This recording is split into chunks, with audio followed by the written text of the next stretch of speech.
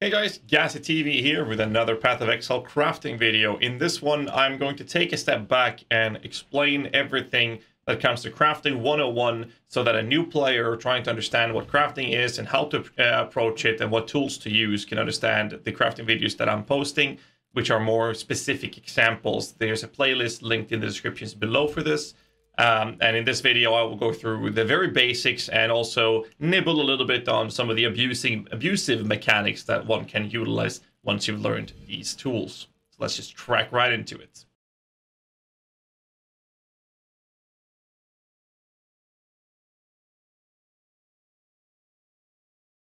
The first tool I'm going to talk about is Craft of Exile and Path of Exile database, which is basically the data mined information from the content.ggpk file. Basically, when you're trying to decide a craft that you want to do and you're looking into how to craft it, the two best tools to utilize for this is Craft of Exile, which you can use to simulate items and emulate different crafts, as well as checking the mod list and tags in the PoEDB. And this is something I'll be going back to a lot. There's a link in the description to these tools. I'm not going to go in and explain the exact mechanics of them, because on Craft of Exile, you can literally click the How to Use button, and PoEDB I mainly use to just check tags and whatnot, because I find this interface a bit smoother to use than Craft of Exile myself, depending on what I'm looking for. So we're just going to go into it. There's a little bit of a detail you can do when it comes to path of building. I will show you that right now, because it's just very, very specific when it comes to path of building. A great example is basically large cluster jewels, or jewels in general, to understand where the notable lands. So if I were to craft an item and I search for a cluster jewel, I'll take a large cluster jewel with minion damage as an example right now. And we add a couple of nodes, such as Renewal, which is a very preferable node to have, as well as Rotten Claws that I've been promoting in the past, and then adding Vicious Bite. Now, I know how this jewel is going to look. I'm just going to spec all the way down here, and we're going to smack this jewel into that slot. So in this case, now I will see exact positioning of the jewels on an 8 passive minion damage jewel with Renewal, Rotten Claws, and Vicious Bite. So if you're looking for a specific way to save skill points where you don't want to take the node that's here, but you want the two nodes that you do want to be on the first step, because this is 1 point in, and then you have both notables and then a cluster jewel. This allows you to save some skill points, because if the node you want is here and the one you don't want is here, you'll have to spend 1, 2, 3, 4 points rather than taking those away and having 1, 2. So you're saving 2 skill points with this process.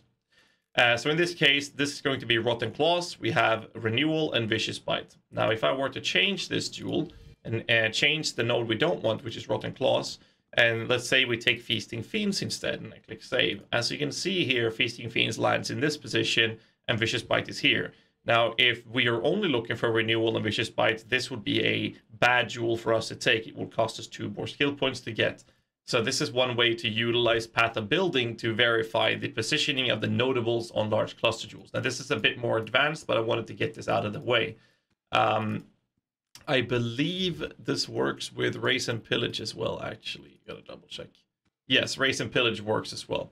So how to craft these type of jewels, we're going to be going into the details and information in this video of how to approach the craft, so you learn how to, and then you'll just have to decide what type of crafts you want to do and base your decisions from there.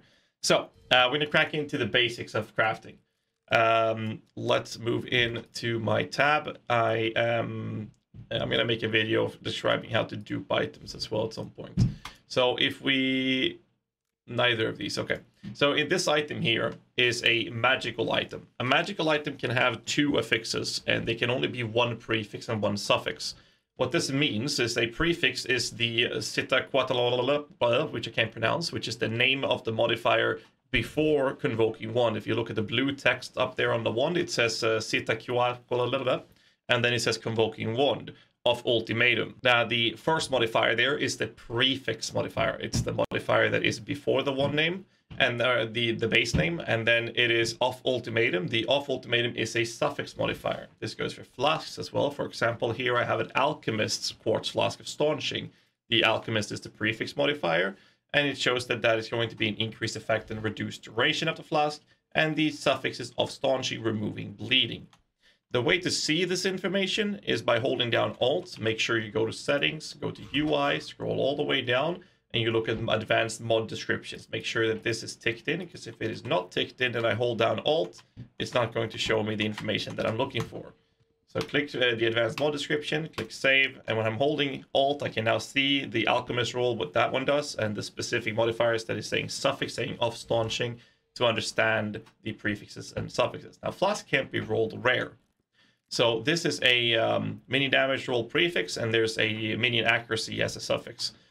If I were to make this rare, which would make it able to have 3 prefixes and 3 suffixes, then it would then we will add another modifier. You can do this very easily with something like a Regal Orb or Scour and Alkit. So it becomes rare, and then it will have different names. Suddenly the name doesn't really matter because they're just baked in. So for example, for this wand, it's called a Corpse Goad Convoking Wand. So now we don't really care about the name anymore. And by holding down Alt, it's the left-hand wand, you can see that it has the prefix modifier with the minion damage. It also has another prefix with a mana hybrid, also granting minion damage. And I have bench crafted a plus flat mana, and the suffixes are one of them is a acclimatization. I can't even fucking pronounce the words. One of the suffixes is a acclimatization. Jesus Christ. Which gives minions all resistance. And then there's Immolation, which is increased fire damage. And there's Sparks, which is increases lightning damage. And we can do this on any item you want to look at. You can see, for example, this one here has the minion damage prefix. It has a modifier called Earnest, which gives fire damage over time multiplier, the bench crafted mana, as well as the suffix off ultimatum giving minions accuracy. Now, the way you can differentiate if it's a benchcraft or not is because it says upgraded, mastercraft prefix modifier upgraded rank 1, which is the lowest rank flat mana that is benchcrafted on this item. So that is how affixes works. 3 affixes that are prefixes and 3 affixes that are suffixes on rare items, 1 prefix, 1 suffix on blue items. When we talk about item level restrictions, this is where you're going to start. This is where you're going to start utilizing the tools. So we're going to head back into what I prefer to use, which is PoEDB, to keep up with the showing the minion ones that I've been hovering over for a while now. We're going to go into that. If I can find it, there it is. Special Convoking one. You basically just hover over and you choose the base that you want to see the items. Now, in this case, we have prefixes, we have suffixes listed here, and then we have influence modifiers. And if you look at the wand again, neither of these have any influence. So then we are going to look at these modifiers are the only things that can be rolled on the item in its current state. If you have an influence, say you have a shaper influence, then these modifiers can also roll on the item on top of these modifiers. And this is something you can tweak around within Craft of Exile as well. And the same thing, if you have 2 influences by woke orbing an item, then you'll have 2 of these baked in together with these modifiers. So basically, when it comes to item level restrictions, and if you look at this one here, by holding Alt, I can see in the middle of the top there, it says item level 85. Then look at the system or the page here, I can see that the blacked out number is the highest item level that you need to roll the highest tier of that specific modifier. So the highest tier mana requires item level 81. The left-hand number in the green shows the different amount of tiers within this modifier that you can roll. So there are 12 different mana. So clicking this, there are 12 different rolls, ranging from the shittiest one, which requires item level 1, 11, 17, all the way down to 81. Now, since we know that we have item level 85 on this wand, we know that we can roll all of these modifiers. Looking at the suffixes, resistances, for example, as you can see here on the rest, there's 8 different rolls on the resistances, and the highest ones requires item level 84. So we can roll this as well on the item, which is very important to understand how the item level restrictions works in this game. I don't think we have anything that is 85, not even influenced on these ones, actually. 86, I think, is one of the... there we go. Increased elemental damage with attack skills requires 86, so this one we can't roll, but since we have 85, we can roll this one, because this one only requires 81 or higher. So that is the way you can determine if the item level is something that you can do the craft you're looking to do, or if it's too low, then you cannot utilize that specific item. Item basis is another thing. In this case, we're looking at a convoking one, which is very specific. So another example to describe item basis would be to move this on the side, and then we'll look at the shield. I have a double influenced titanium spirit shield of item level 84. Since it is a pure energy shield base, that means it's an intelligence based shield. If it's strength, it is if it's armor, pure armor, it is strength based. If it's pure evasion, then it's dexterity. If it's a hybrid of any of them, it will be a hybrid of that. So in this case, this is a pure energy shield, which means that we're looking at an intelligence one. So we go to shields, which is here. And as you can see here, they're not listing evasion, energy shield, or armor. Instead, it's just going to be intelligence. So we're going to go to the intelligence version. And as you can see here on the modifiers, the defensive modifiers that you can see here are energy shield rolls. There's some with some life on. If I were to look at the strength version, instead of energy shield, we now have armor rolls being able to be rolls. It's very important that you look at the correct basis for this. So we're going to go back to our intelligence shield. We know the item level is 84. So in this case, we have a Redeemer Crusader version of this, which means that we can roll all of these modifiers. And since we have item level 84, we can roll everything except for the highest tier or percent energy shield, because we know that that's the highest one, but it can roll the one before. We also know that it cannot roll the highest tier of all resistances because it's 84. Then we go down to Crusader Influences. It can't roll the highest tier of maximum lightning rest, but it can roll the other modifiers that is inside the Crusader Influence modifier pool. And it is also a Redeemer, so you can't roll the highest cold resistance, but you can roll everything else in here. So that's the pool of modifiers that can be applied to this specific shield. That's basically the description of how Influence Basis works. Another good tip to use if you're looking for a high energy shield, for example, you can literally just Google PoE shields and then click on the top one. And in this page, you then scroll down, you see here, armor shields, strength. You can scroll all the way down, evasion shield, dexterity, and you can look at energy shields. If you're looking for the highest block, for example, all I do is click on the block button, and I see that the brass, thorium, and titanium has the 25% block chance. If you're looking for the highest base energy shield, I do the same thing by clicking the ES, and I can see that the highest base energy shield is provided by the titanium spirit shield, which is why I'm using a spirit shield myself, the titanium one. You can also look for different stats. For example, the harmonic one has a little bit lower block, but the same amount of energy shield provided by the titanium, about 2% less block, but this one has an implicit modifier giving spell damage. So what is an implicit modifier? In the case of a ring, such as this one, this is a 2-stone ring. Now this is Shaper influenced. The implicit modifier is, if you look at the ring, it says quality attribute modifiers, which is from the catalysts, which we're not going to go into in this video. It says which level it requires to be equipped, and below that there's a yellow line, and then there's a percent resistances to cold and lightning. And then there's another line. That is an implicit modifier. By holding down Alt, I can also see that it says implicit modifier, and it has a numerical value between 12 and 16. To be able to change that, you can use a Blessed Orb, which randomizes the numerical values of the implicit modifier of an item. So if I were to take this ring off, I use a Blessed Orb, and as you can see, the number on the top is changed. Now it's 13, which is just 1% off the lowest. And basically, you were to use this, if you want to perfect it, I want to go for 16%. So I'll basically be just spamming these Blessed Orbs till I get 16%, and then I'm going to equip the ring again. So that's how you change the numerical value on implicit modifiers. When you corrupt an item, the corruption can change the implicit in some cases. If you are enchanting an item, such as my helmet has another line above it, which doesn't even have a tag. That is an enchant that you get from on rings that would be oils. For example, I can show you how that would look. If I go into Blight and I shove this ring in and I add some oils on it, these cheap oils will give me chilling tower damage in the Blight encounters. If I then click upgrade, anoint. As you can see on this ring now, it now has chilling towers, deals 25% increased damage as an enchant. This is on top of the implicit modifier. So we have an enchant on it now. We have an implicit modifiers. There are 3 prefixes and there are 3 suffixes on this ring. So that's how that system works. I'm going to explain the basics of harvest crafting now, and then we're going to talk about some abusive mechanics that you can achieve with this. The crafts I currently have is remove a random cold modifier, and I have augment a crit. That's the only crafts I have. I will not be using these, but I'll explain how they work. Thanks to the advanced mod description allowing us to hold down Alt and look at the item, you can see on the right-hand side of the modifiers, we're going to look at the evasion roll, which is the top one there below the implicit. It says prefix modifier blurred, which is the name of the modifier. It also says which tier it is. And then it says there's a dash, and then it says defenses. That means that that specific modifier is a defense tagged modifier. The mod below is a tier 3 flat energy shield called scintillating, and that is also tagged with defenses.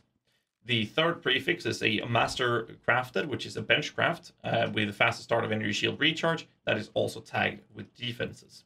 And then we have the suffixes of shaping. That is a shaper influence modifier, which is a caster curse tag. And then there's 2 tier 1 attributes for strength and dexterity called attribute. Now, if I were to try to use remove cold on this ring, it won't be able to let me do that because it cannot remove the implicit modifiers. And there are 3 defense tags, 1 caster curse, and 2 attributes, which means there's no modifier on this ring that has a cold tag. However, if I look at my shield, it has a damage physical chaos, elemental, cold, caster gem, and then there's 2 without any tags, and then there's a benchcrafted damage. If I were to use the remove cold on this item, it would straight up remove the only cold modifier I have on the shield, which in this case would be the +1 level of all cold spell skill gems. We don't want to do that. So that's how the remove cold or the remove elemental modifier works. Remove modifier works because they will take the tag from it.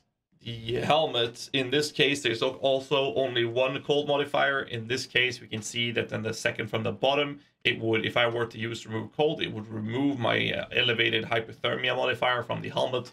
And that's basically what it would do. So that's how you understand the remove modifiers, by simply holding down Alt and looking at the tags to understand what modifier would be removed or altered with the craft that you're using. Then we have augment critical strike modifier with lucky values. Now this is a little bit more tricky because in this situation we are looking at augmenting something that's going to give you a modifier that you can't see in game with what it's going to add. Now if you've done a lot of crafting, you'll know this by heart. For example, on the large cluster jewels, the only suffix, for example, that is a crit base is the vicious bite. You'll learn these things as you craft more and more in the game. And this is where we're going to go back to that's the wrong page. Where is it? Am I blind? I am blind. For the sake of describing this craft, we're going to talk about the jewel craft that I recently made a video about. And we're going to go to large cluster jewels.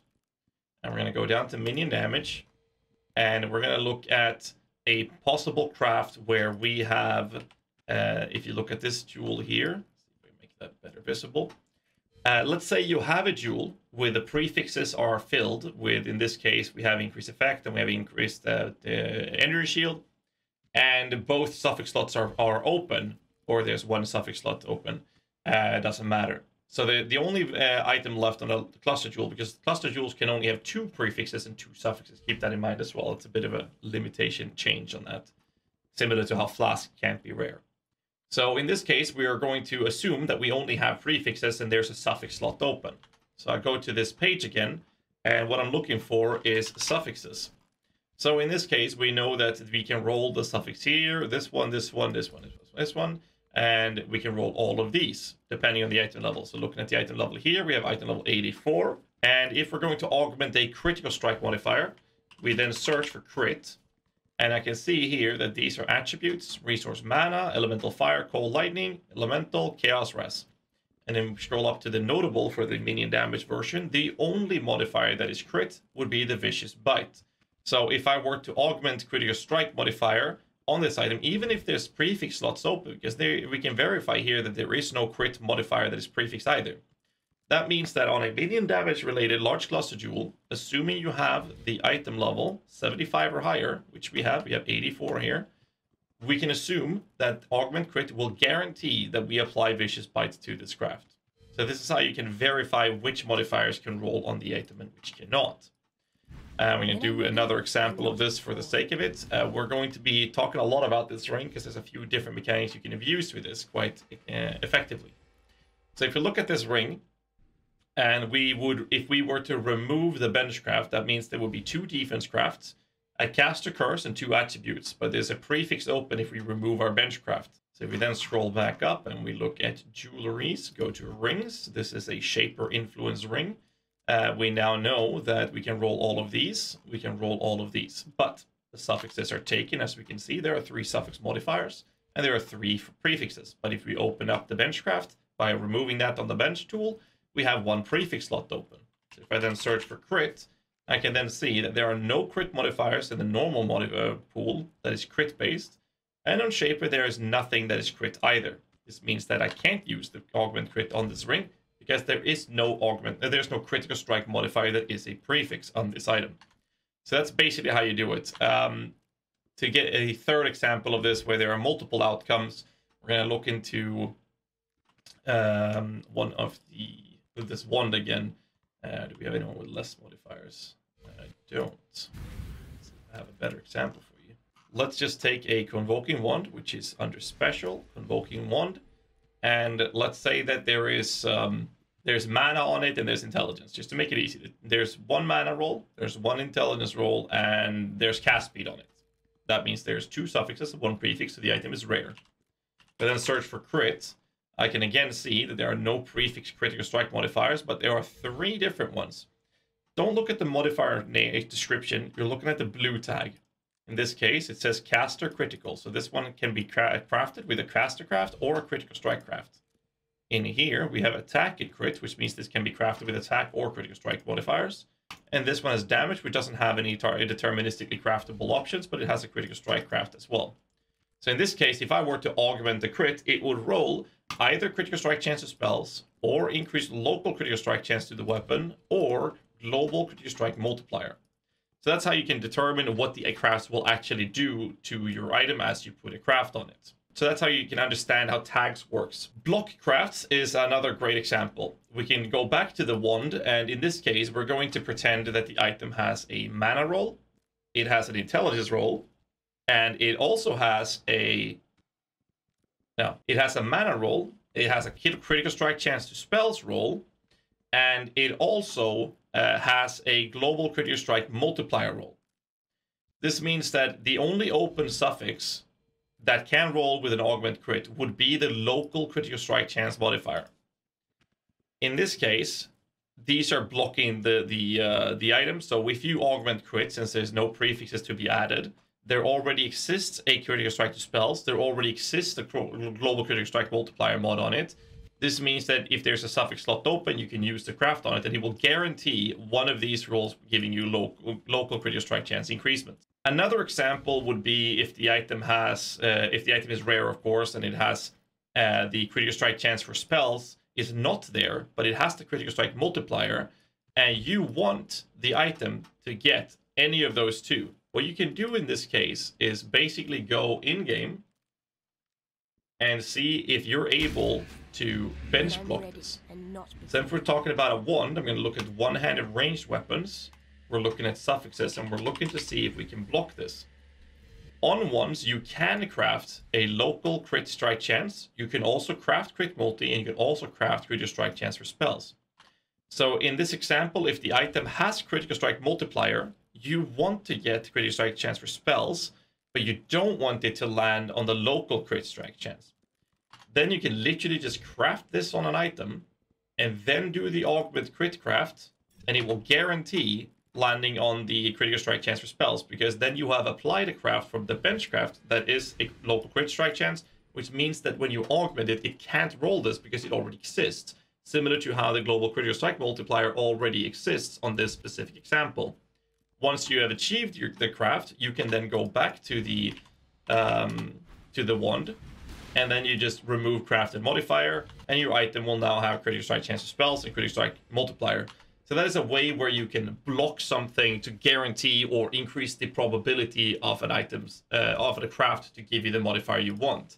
An example, another example of this that I'm gonna go briefly into because I have an entire full-blown video of how to craft. I don't have any low-budget versions of this, but it's the helmet craft basically. Ignore the fact that this is the big dick helmet. What I would do to get the hypothermia on the helmet is to have open suffix slots, and I would bench craft a cold resistance, and then I would augment cold craft on it.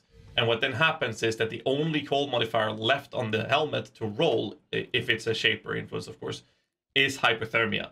And then I can remove the cold bench and then augment caster, and the only caster modifier is the socket spells to have critical strike chance. This was all described in the helmet, minion helmet crafting video that I made a couple of weeks ago. So that is another example of how we're utilizing block modifiers to basically guarantee a certain outcome. Then we have a bit of an abusive mechanic. This is another tricky thing.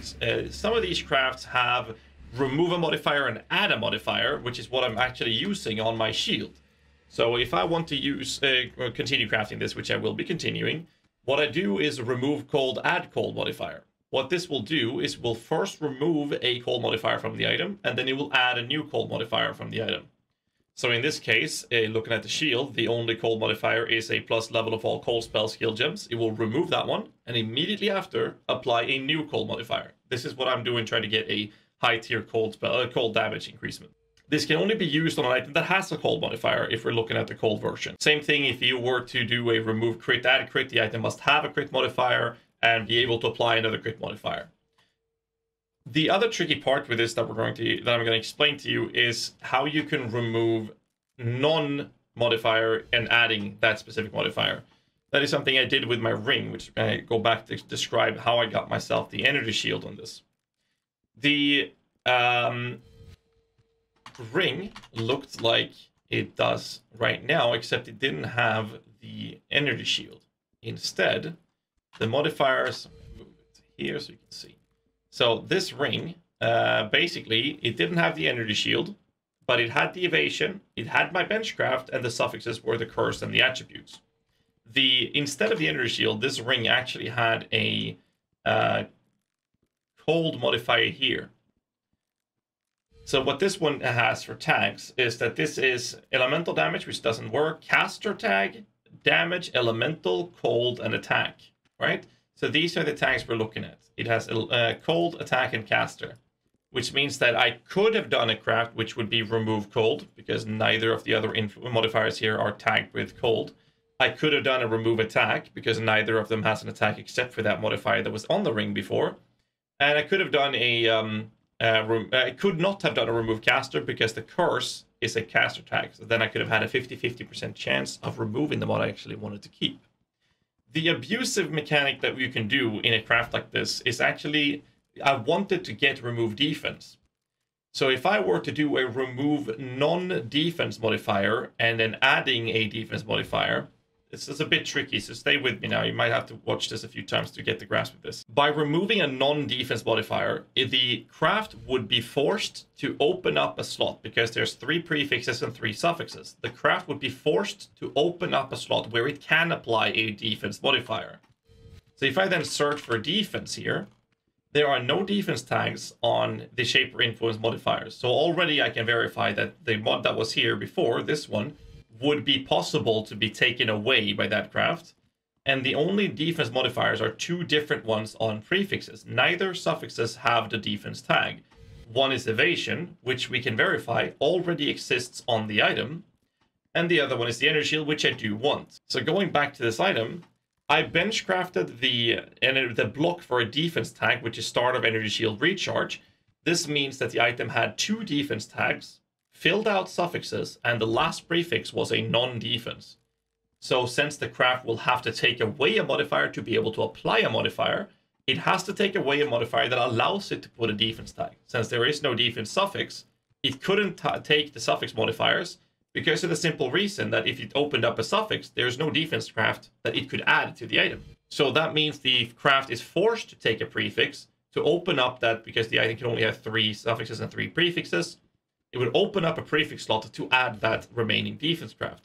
Since I had filled my prefixes, in this case, I had filled the last prefix with a benchcraft with a defense tag, it was then forced to take this modifier, because this was the only prefix that it has to take a prefix. It was the only prefix that didn't have a defense tag. It removed this, and it gave me the only profitable defense craft that was left, because we already had evasion, and it added energy shield to the craft.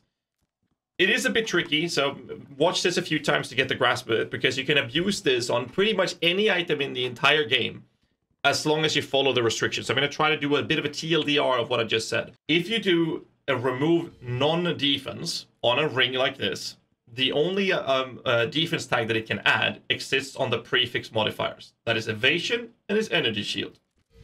If you then have full out suffixes and full prefixes, the craft has to take away a prefix because it has to add a craft as well, or add a modifier, in this case being defense. So it has to take away a prefix.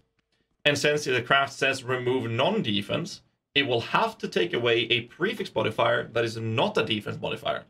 So in my case, I had 2 defenses and one that is not a defense, and it would then be forced to take that craft away and give me a defense modifier. So once you understand how this works, you can apply this knowledge and this information on other crafts as well, where you can literally abuse certain things to craft very specific things. Similar to how you craft the exploded chests and whatnot, there's so many different ways you can abuse this craft to deterministically get yourself a perfect outcome. So that covers that little abusive mechanics. Meta crafts is more for the mega advanced crafting. I will briefly touch upon it. It's something we have been utilizing a lot when it comes to the shield, actually.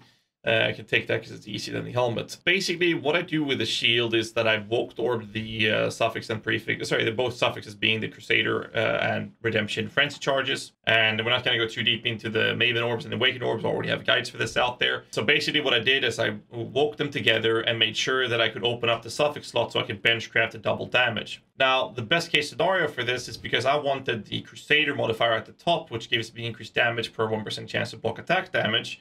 The best case scenario is that I would get myself a resistance roll or something that I can deterministically remove with harvest on the suffix. And what you can do then is metacrafting. Metacrafting are things like cannot roll attack modifiers, prefixes can't be changed, suffixes can't be changed, for example. And this is a bit tricky because if you want to do a craft called remove/add an influence modifier, if I were to do that on this shield, then it could actually remove my charges, and I don't want to do that.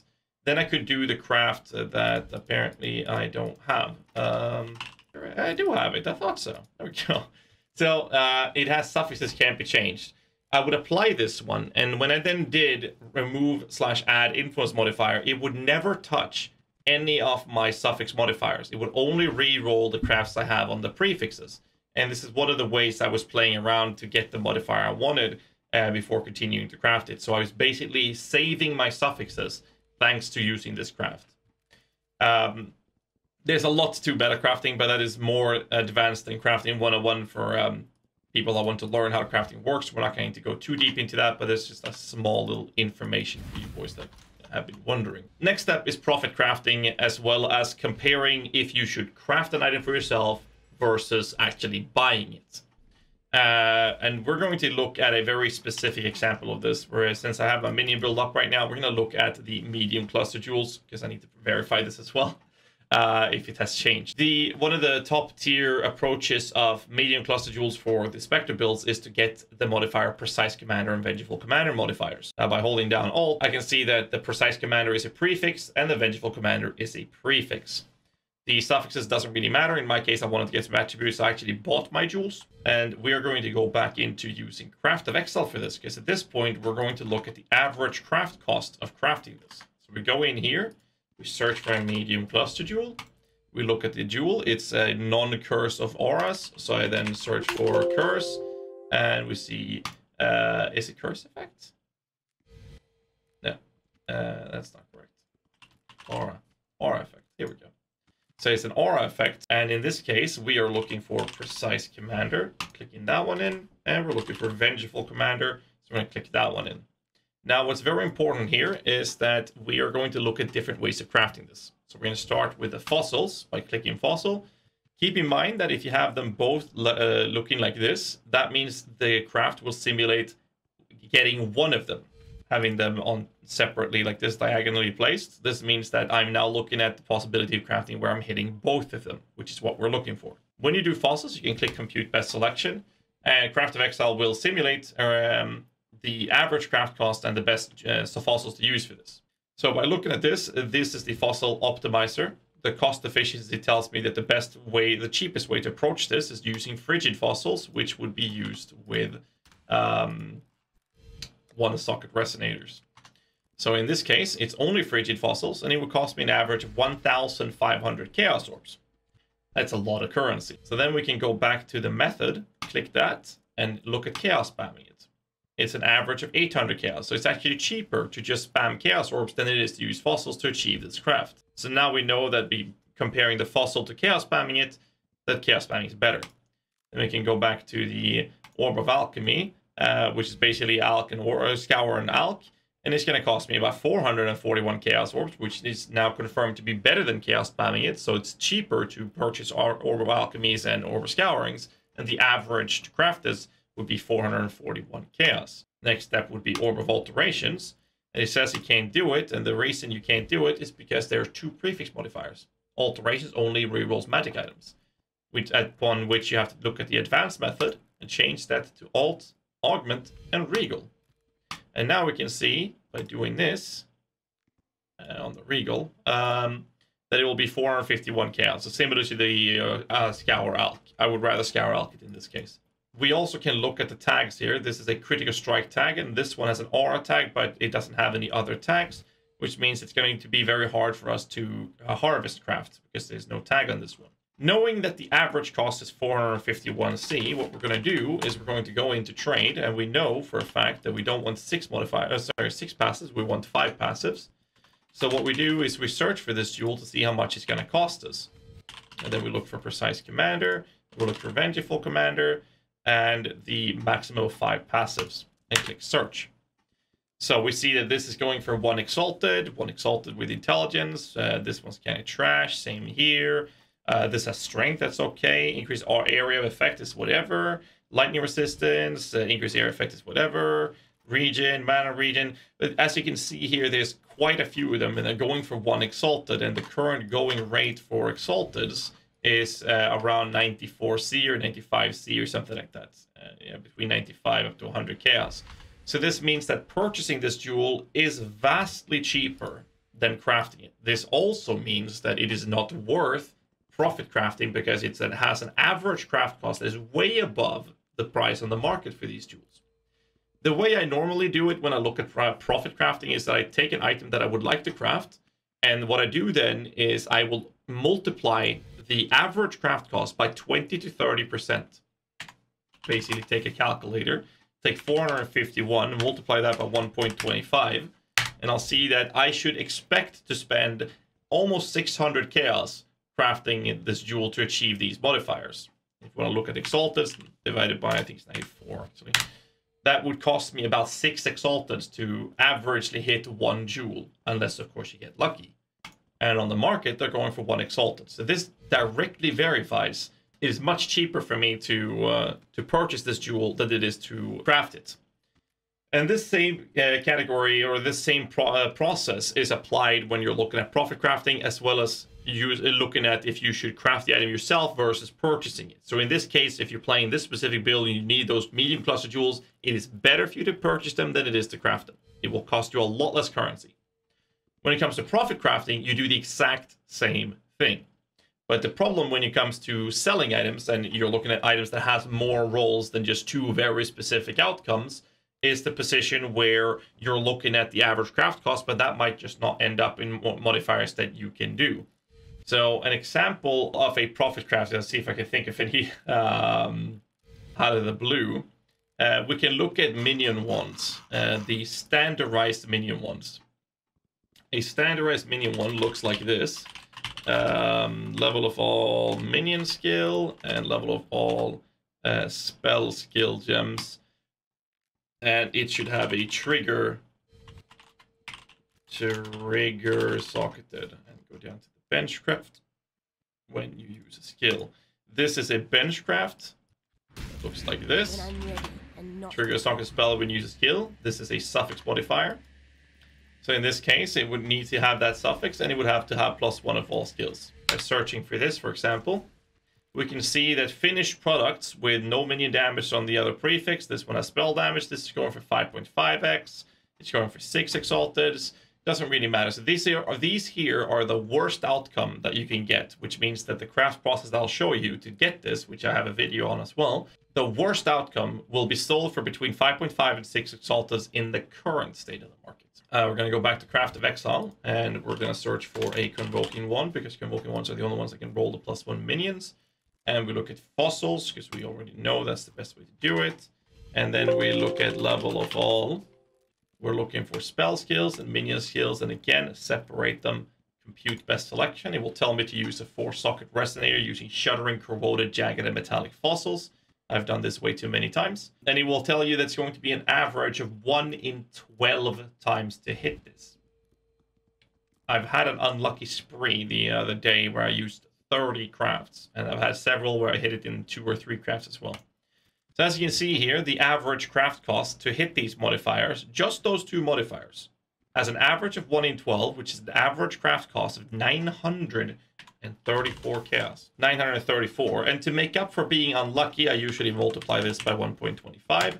And I see that I should expect myself to pay 1167 chaos orbs to hit these modifiers. If I get lucky, I can hit minion damage, it will be worth more. But what I do when I profit craft items is I'm comparing this number, not this. I'm always multiplying this to make up for being unlucky. And then I compare the worst outcome to being unlucky. That is the way I'd verify if the item is profitable to craft or not. So let's say I expect 1200 chaos to craft an item. Now 1200 chaos divided by 94, that's 12.7 exalted. So let's say 12.5x is the average craft cost if I'm unlucky to hit the modifiers. And the worst outcome would be not having minion damage. That would only sell for 5.5 or 6 exalted. So I can already verify that this is going to be a terrible, terrible decision for me to craft for the sake of profit. If I then start to include minion damage into these rolls, we can see that suddenly they're going for 7x with terrible minion damage rolls. If we look at 40% plus minion damage, suddenly it becomes profitable. But since we can't guarantee that this will be the outcome, because these are the good outcomes, the good outcome will be very profitable. But the bad outcomes will make me lose a lot of currency. You also have to keep in mind that when you do this strategy, there is a very high risk that you get 3 suffixes on this specific craft. If you do get 3 suffixes, you're going to have to use the harvest craft that reforges the item, but keeping all the prefix modifiers till you have an open suffix. And they cost about 30 to 40 chaos each to do. So you can do that to open it up, which is a very small investment just to make sure you can get this trigger craft in there, because that is very crucial. Again, I wouldn't say that this is a profitable craft, but this is how I determine if a craft is profitable or not. So the question that we're going to go into, that I'm assuming a lot of you guys are wondering about, is where can you find what to craft for profit? Now, I've been very picky when it comes to this topic. I have plenty of videos of showing you direct examples over the past couple of leagues, where you can literally go back to check these videos. There's a link in the description to the playlist for all these crafts, and then you can verify by double checking it and see if it is profitable or not in the current state of the league. But those are the direct examples. But the reason I am very rarely telling people craft this item, craft that item, is because every time I make a video or every time I tell someone to do something like that, the market gets flooded. And, well, this is the result, where removing the minion damage, it is no longer profitable. Usually, these crafts are profitable, like very profitable, early in the league, because they barely exist. A lot of people want these, and they can't be arsed to craft them. And you make a lot of currency by doing this, but as the league progresses, more people start crafting them, and this is the result, where the bad outcomes are no longer profitable, and you only make money if you're getting a really good roll out of it.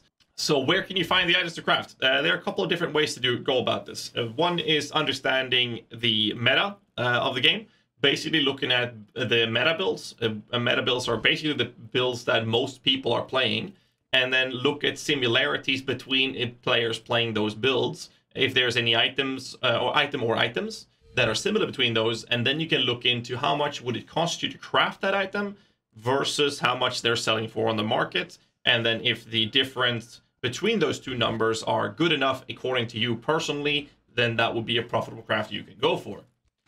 So where the hell do you see where the builds are meta? Well, I hate to say it, and I hate to be in Reddit, because it's toxic and it's a shit place to be in. Sometimes there are some builds that sparks up on the front page of Reddit that are very popular, and a lot of people start playing them. That is one thing to do. You keep your eyes out for that. There are certain builds that will always be played by a lot of people in the community. Those builds are usually Cyclone builds, they are Headhunter builds, and they are Summoner builds.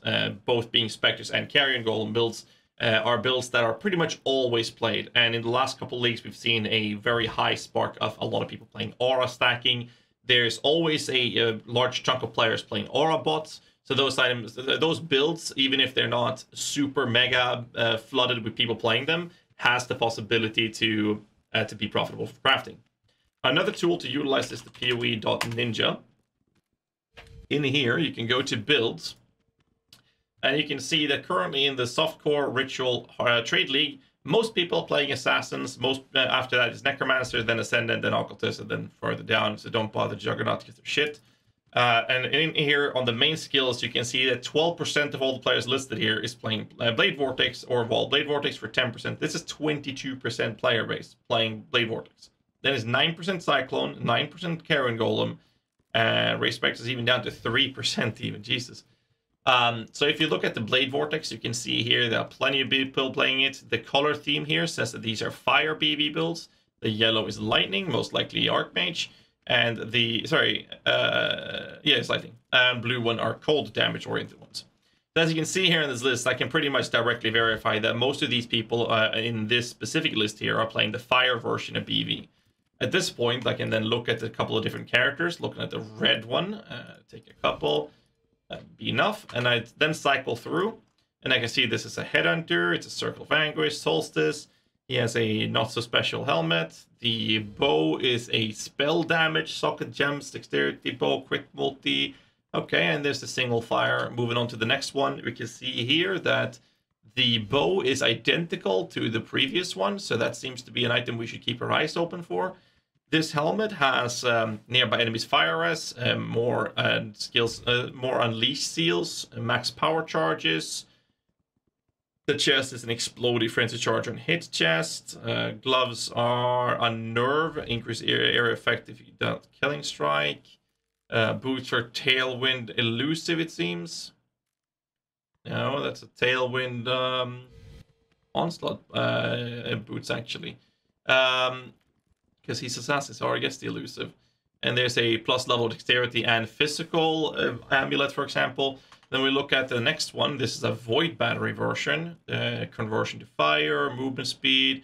Okay, so in this case, we have, between these two, it was the bow that was similar. Between these two people, it was the helmet. In this case, there's the max power charge, nearby enemies at fire res, and the extra seals and the unleash and global crit multi. So in this case, I can actually look into the craft cost for the helmet. Another thing to notice is that they're both having the increased Blade Vortex duration. Now, that doesn't mean that you have to go for that enchant.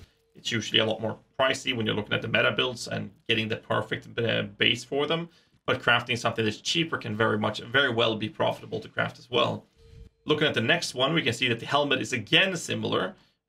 We see the boots are generic ones, conversion to fire, exploding frenzy charge and hit. So again, we can see that you can look into the crafting cost of crafting a frenzy charge and hit with exploded chest pieces. You can look at the helmet. Both of those are void batteries. Next one is again another bow. Headhunter version, Solstice Vigil. The helmet doesn't have anything special except for the reduced enemy fire res. And again, exploded with frenzy charge and hit. Look at the next one. The helmet is again similar. The chest piece is again similar. The bow is again similar. Going to the next one, the helmet is again similar. The gloves are conversion to fire. The chest is similar. So by basing the information I can see in here on just these few, I would recommend doing this on quite a few versions. I can now see that a lot of these builds have items that are similar to one another. And the process I would take is going into Craft of Exile, take the item, list the mods that are similar, and then look at the average craft cost by cycling through the different methods to see which is the best way to approach it. Take into consideration that you have the possibility to do harvest crafts, now with all the information I provided in this video, and then make sure you add a certain percent on top of that average craft cost. Once you have that number, you go to trade, you search for the item on trade. So for example, we can look at this helmet. It is a max power charge, maximum power charges. What else did we have? We had crit multi, unleash, and nearby fire. And if I search for this, you can see that there's the low-bodied versions without the enchant. Well, not low-bodied, but the versions without the enchant doesn't even have a life or anything like that. If you look at these, they have a lot of HP as well. So this looks like the worst outcome of a craft that you could do. It was sold for 20x. There's one with blade vortex duration, not the highest tier. That's 25x. Then it's going up and up because this one has HP, same as this one. And this is what the worst outcome of crafting this would result in. And you'd have to decide how you're going to craft it by utilizing the Craft of Exile and understanding the tags and understanding how Harvest Crafts is applied to this. So it's all about knowledge, and this video is meant to provide that knowledge to you as a new player going into crafting. And I hope this video has helped you out with providing any gaps of your knowledge tool set. And I don't think I have anything else, but that's basically how I go about it in this game. And this is what I make most of my currencies when I'm playing the game. Normally, when I don't focus on profit crafting too much, granted I do play quite a lot, make a couple of thousand exalted just from profit crafting alone. And rest of the currency is coming from farming. In the coming weeks, I'll be posting a lot of videos on this channel with profit crafting examples. Well, maybe not profit crafting examples, but crafting examples at least. And then if they're profitable, we'll see. And there's going to be a lot of videos on how to make currency that is not based around crafting as well. Anyways, all the links to everything I've been talking about is listed in the descriptions below. This turned into a pretty long video. Hope it helped you out. And good luck with crafting Exiles. Until next time, boys, make sure you hit that like button, subscribe for more content. Until next time, stay safe and keep rocking.